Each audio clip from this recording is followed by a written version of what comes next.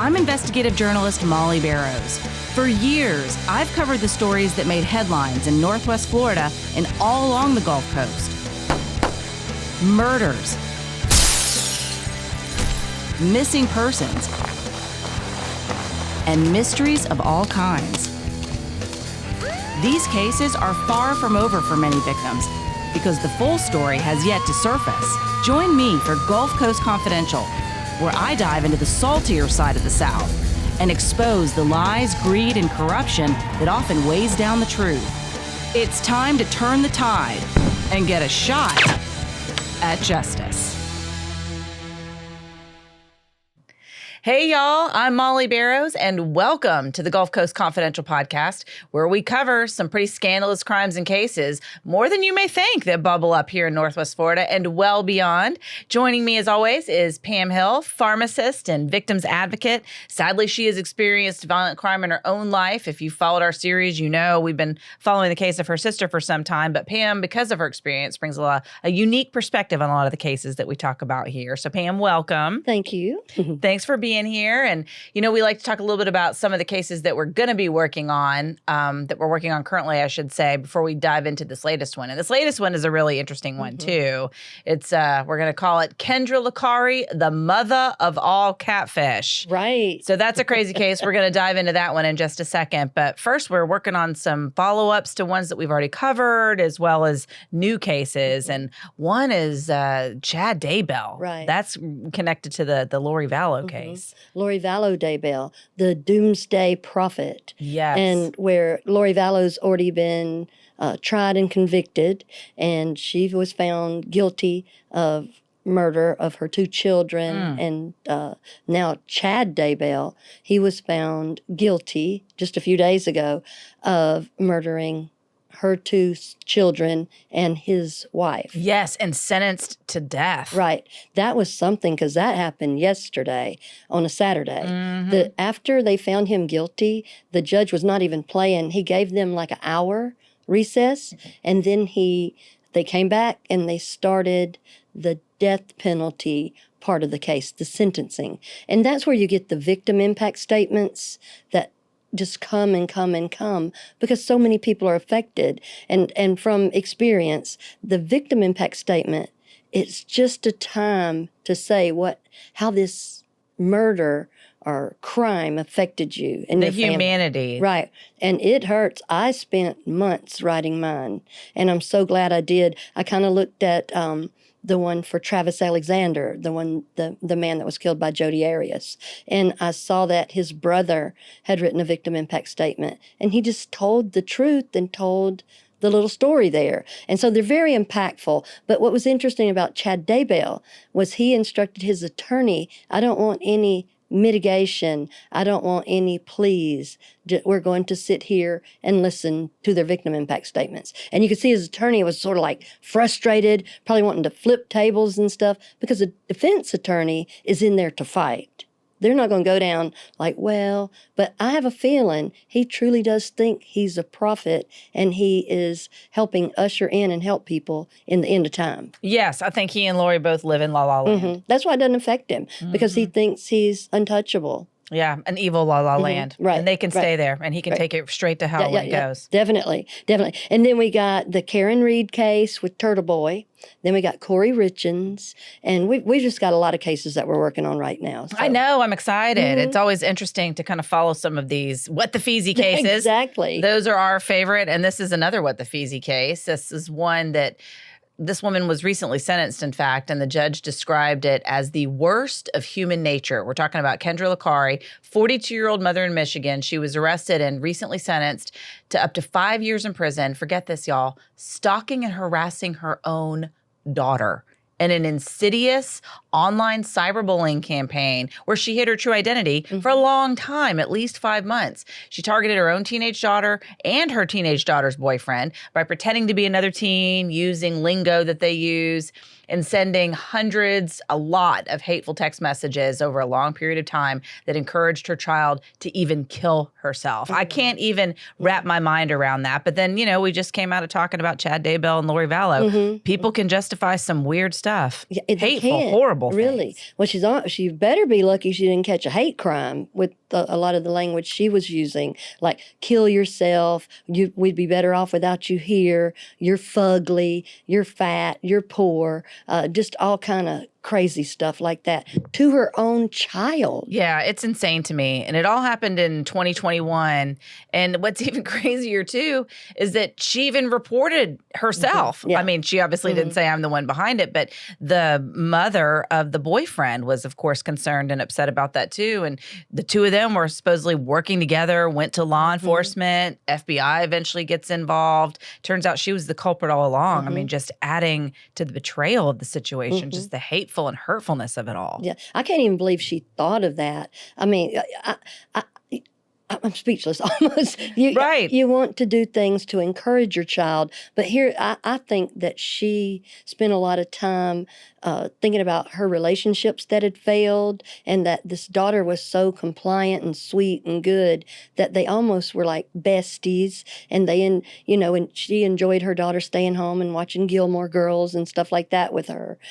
Just kind of making the daughter be her friend.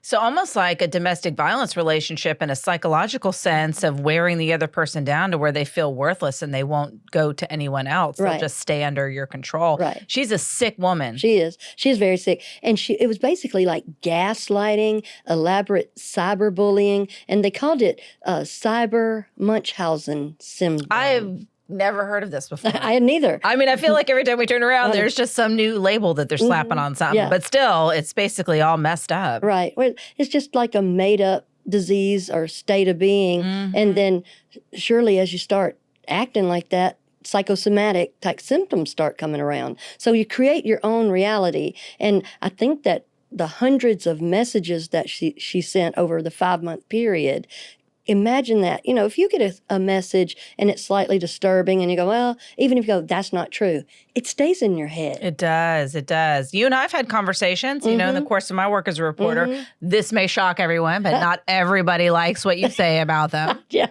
Even if it's true, especially if it's true. Yeah. They don't always want their facts out there. Yeah, well, the truth upsets some people, and you can see some folks get upset. They do. And then sometimes they say some hurtful things and they want to make it personal and not about the story, but more about, so things that people say, they can stick in your head. And I do think with this younger generation too, because they've grown up with phones and they've grown up feeling like under the microscope, under the magnifying glass of social media, where they're constantly being, in their own minds in a lot of cases, comparing themselves to what they see and running around basically living their lives out of fear somebody's going to say something about them or put a video out, or they'll be, just doing regular things made fun of. And so I think there's a sense of like walking on eggshells with their emotions, if you will, when it comes to social media. So to be specifically targeted, harassed, cyberbullied endlessly. What was it, 12 text messages a day? It averaged out 12 a day,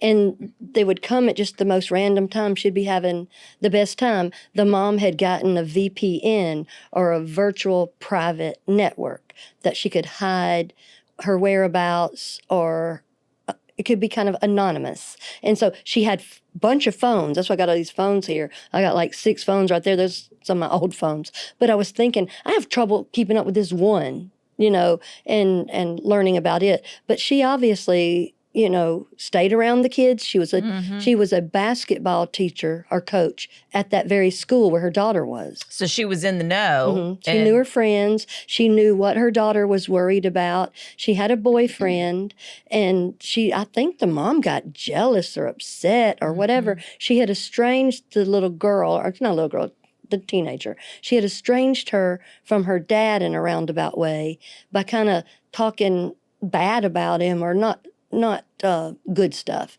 So the daughter had this same space the mother did. So when her dad would try to talk to her or something, she's kind of a little bit cold to him. That's sad. Yeah, because there's the mother created it where she's the only person that the daughter can come to. And we're not saying the daughter's name because she's underage. And so we know Kendra Licari is the mom, though. Right. So, of course, we know who the daughter is by proxy. And certainly right. those people in Michigan and her town where they're from, they all know. But yeah, so that's basically, I believe that's what prosecutors said is how it all started, is that she was trying to make sure her daughter was chained and locked to her emotionally, and if she had to destroy her mentally to do that. But yeah, what was fascinating to me, and obviously it trickled over to the boyfriend too, because she was cyberbullying the boyfriend. She wanted him ultimately out of her daughter's life, it sounds like. Yeah, and the things she said were inappropriate, and sometimes she would sneak and take pictures because she's at that school, and then do some weird photoshopping and just disgusting things to the pictures and put that out there, and her friends would see that, but she knew how to talk and knew how to discuss what was currently going on in her life. So she was paranoid and beat down. She would go home and just cry, but like to the rescue, here comes her mom making everything all right. Well, let's just sit down and have popcorn and we'll be together. We're okay here. Wow, what a nightmare for that little girl. I can't imagine. Well, and it's interesting how it all began to finally unravel. So this had been going on for some time, according to what I've read, at least 5 months over 2021. And then they go to the police together, she and the mom of the boyfriend. And I saw some quotes from her when she was sentenced, to 2 to 5 years in prison, basically. Or it's about 19 months to 5 years is what she got. But the mom was like, just was satisfied, I think she said, with the sentence, that there was some satisfaction in knowing that there was going to be retribution, because I think the daughter was like, that's my mom. Of course, you're going to be empathetic and you don't want to see anything worse happen to them. But at the same time, we'll talk a little bit more about the sentencing in a second, but I don't blame this boy's mother for being happy that she was sent to prison, because she had to watch her son endure this hateful onslaught of cyberbullying too. And I think that was part of the judge's motivation when he did make the sentence, is because he did see that this was such trauma that these children, minors, experienced at the hands of an adult, of a mother. I mean, it's just as hateful as it comes. But here, part of her betrayal feeling was this woman was right here next to her. Kendra was right there saying, yes, let's go to the police. And they're working with the police and they're showing them these texts and just the arrogance of that. That's what I was thinking. And I know that she had some tests done and they determined that the defense said that she had some mental illness. And my feeling on that is, well, no, duh. Really? I mean, I think you could apply that to just about any crime that comes before a criminal court. There's some form of mental illness that makes you want to murder, makes you want to rape someone, makes you want to assault somebody, makes you want to rob a bank. Whether it's drug-induced or ego or living in la-la land, mental illness is going to be there. But I do think there's a certain level of arrogance that went along with her in this just long time she pursued this. Oh, yeah. It's kind of catch me if you can type of thing. And she would just go to the other mother. It's interesting to me how it went. Oh, I'm so alarmed. I hate this is happening to you. Then she goes to the school, and Kendra wasn't performing her best at school as a teacher or basketball coach because she's so busy being in the lives and listening, and they had to get on to her about, like, you need some space between the students and you. You're getting a little too close, a little too chummy. That's why she knew what emojis and what lingo to speak. So the girl thought, these are my intimate friends that know my life. But so Kendra, she recruits the mother of the boyfriend.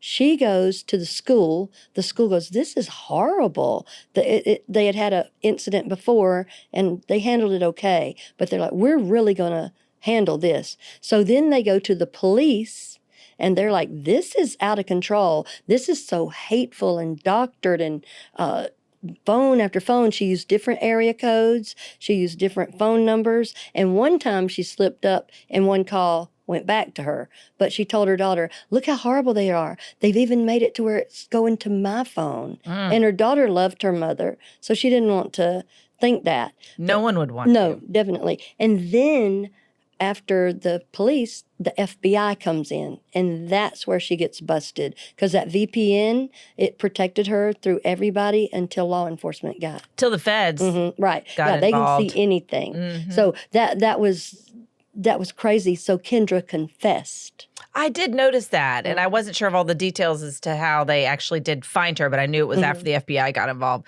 But they said as soon as they confronted her, she made a full confession. And I thought, well, that's almost like, not to be gross, but like a zit waiting to pop. And the pressure must have been enormous on her, A, keeping that secret, B, it was affecting her job, C, it probably wasn't bringing her any satisfaction, but it seemed the power and the control over the situation was something she was enjoying, to me, just in my opinion. I can't imagine seeing another person beaten down like that and crying and knowing they have to go back to school the next day, and they're going there.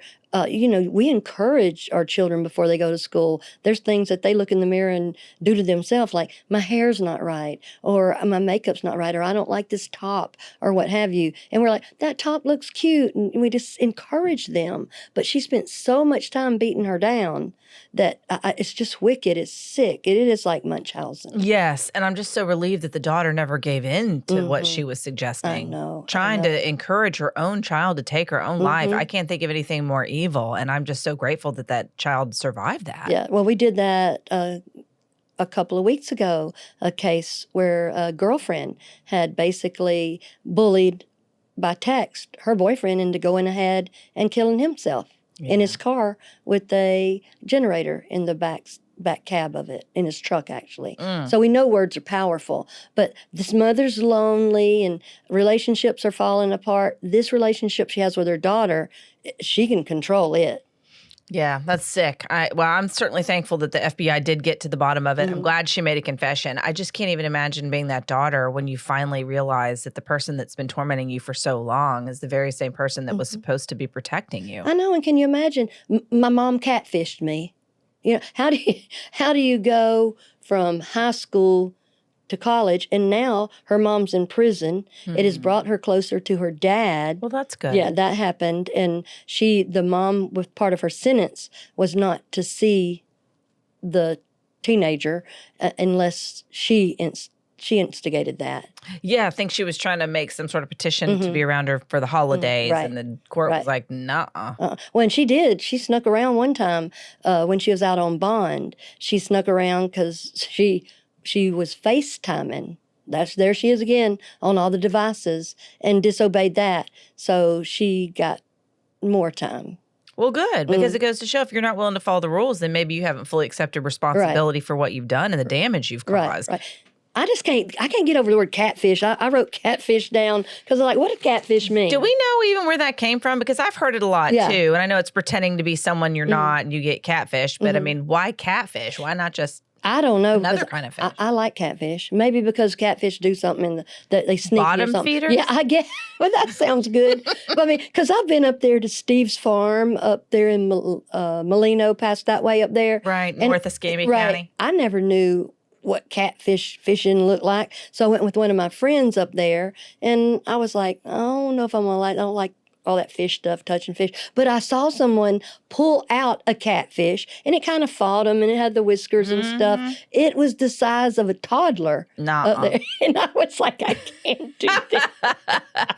No, that's just not for me either. No, but it's like catfishing. Someone fakes an online identity to scam victims for money, romance, or physical harm. I guess it's sort of in the lines of those Nigerian princes that send you the email and say you can save the world by sending them $17,000. Yes. That guy. Or some poor, lonely person that gets targeted by someone who claims to love them, and the only thing keeping them apart is their entire life savings. I know. It is just sad. It's sad. I know. Well, I am thankful that Kendra finally was caught, though, and that this judge saw through that. And apparently, during sentencing, so she was sentenced on March 22nd. She pled guilty on March 22nd to 2 counts of stalking a minor. Wow. And she was facing, more charges than that. So I think she was like, enough is enough. Yeah, I'll take this. Let me get out of here. So the judge did just recently sentence her to 19 months to 5 years in prison. And he said it was truly horrible, the worst of human nature. And you read up a little bit more about that too. Yeah, because I watch judges, and I respect this judge. He was no nonsense. She did have 5 charges on her, and one of them was obstruction of justice, and that'll get you some good time. Yeah, liar, pants on fire. You'll get in trouble for that. Well, his name is Judge Duthie or Duthie. He told her, you've earned yourself a prison sentence, So there you go. And then, like you said, he said, it's truly horrible. He said, it's the kind of case that makes me glad that at the end of my term, I'm retiring. Bless his heart. You know, we've seen some stuff from that bench, but my gosh. So there's an older, like a grandfather going, I'm sure he wanted just to rip her apart, but he had some decorum and stuff. It's still unbelievable. You say this to people, anybody getting catfished feels less than or duped or what have you. But now I think about this young lady going to college. I know. The next step. And so she's going to have some intrepidation about people, but I pray and hope that she realizes that that was her mother in an isolated incident, and her mother has mental issues. Yes, and they did focus a little bit about that at the sentencing, the mental issues that she has. She did cry on the stand and apologize profusely, and I can imagine that would be hard for the daughter too, but it does make you question the love that your parent really has for you. If they would be willing to beat you down to that level, then can you believe them when they say they do love you?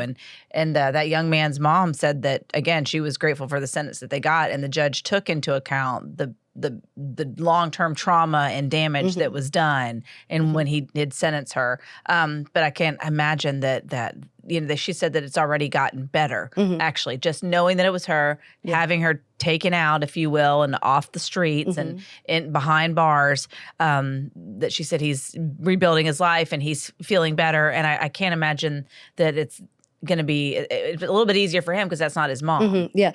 Well, still, every time we pick up our phones so much. I watch all of us, including me. We never are far from our phone. If people really want to know what addiction's like, go put your phone somewhere in the house and forget about it. You will think about it all day long, and you'll go get it, you'll check on it and stuff. So the way that they were catfished and bullied was through their phone. And every time they touch it, it's going to be like Lisa Rinna, the lady, the actress, the one that's married to Harry Hamlin, handsome Harry Hamlin. Yes. She is a producer, and she played Kendra Licari in a Lifetime movie called Mommy Meanest. Yes, I love that name because it really is true, and it's not exactly like the case, but it's based on the case. Yeah, and I watched Mommy Dearest back in the day, and that disturbed me because just like these young people have the feeling of what the parent like Kendra would do to them, it makes me fall on my face and appreciate the love and the support my family will do just for everything. No omissions. I know. Because, and that's what sustains me now. Even though my parents are passed away, I'm like, if nobody in this world loved me, Bob and Sylvia Ann Hill did. Well, and it goes to show you the importance of having that foundation because if you don't have that feeling that someone loves you, and especially your parent who, brought you into this world, then it does mess with your head. It does undermine your self-esteem. It does undermine your self-worth. So I imagine that's going to be a struggle for her a little bit, the daughter I'm thinking of. But yeah, I actually just watched along those lines Fallen Idols, the documentary on Nick Carter and his brother Aaron Carter. And I didn't realize there were 5 children in that family, and 3 of them have passed away from drug abuse. Oh, my goodness. Drug overdoses. And the documentary would imply that basically they had the classic Hollywood stage parents who were more interested in making a buck than they were in being parents. And it's heartbreaking. But it does go to show in these extreme examples the importance of what good parenting can do. Right. And, my parents weren't perfect. I'm not perfect as a parent, but I would say I would do anything for Vivian. And I certainly wouldn't try to bully her. And my parents were nothing but loving and supportive. But I just, it is important to love and protect your child, especially in a world where strangers can attack them on the phone. But this wasn't even a stranger. This was her own mother. It could be anybody. If your mom can do that, and she supposedly loves you. But for bullying, there's a text that people can do to talk to someone if they're being bullied. And you text HOME or the word home to 741-741. And sometimes you just need someone to talk to and go, I'm feeling this sort of way. So at least someone with some compassion and some kindness would answer that, because bullying, it can lead to other things like suicide. Absolutely. It's still one of the leading issues with our local school districts. And I imagine that we're not alone in that here in Northwest Florida. I imagine other communities are dealing with the same thing. But it is cyberbullying. It used to be when you and I were coming up before cell phones. I know it's hard to think about just after the dinosaurs died. Right. But you could get away from it when you got off the bus or somebody picked you up and dropped you off at the house. You could turn it off. But these phones are with us constantly. These computers are with us. They can't turn it off. They can't get away from it. Right. And that's what's so heartbreaking. Right. Well, I saw when we first started doing this, I saw someone try to cyberbully you, and that was heartbreaking. And It was another grown person that's supposed to be professional and then doing all their little tricks and this, that, and the other. But, you kept your decorum and distanced them, blocked them, because I've never seen people come after people like people come after you sometimes. I never have seen that. It is pretty crazy. I know. And I think part of it was being on television for so long. I felt like people think they know you and they can just say whatever. And sometimes it's the comment of like, oh, you look like you've lost weight or I liked you better with this kind of hair or whatever it may be. But then sometimes it's definitely angry and cruel and personal and very personal. People do feel entitled to attack, whether it's me or someone that they feel like they may know. That even came up again in the whole Fallen Idols before Aaron Carter died of his overdose.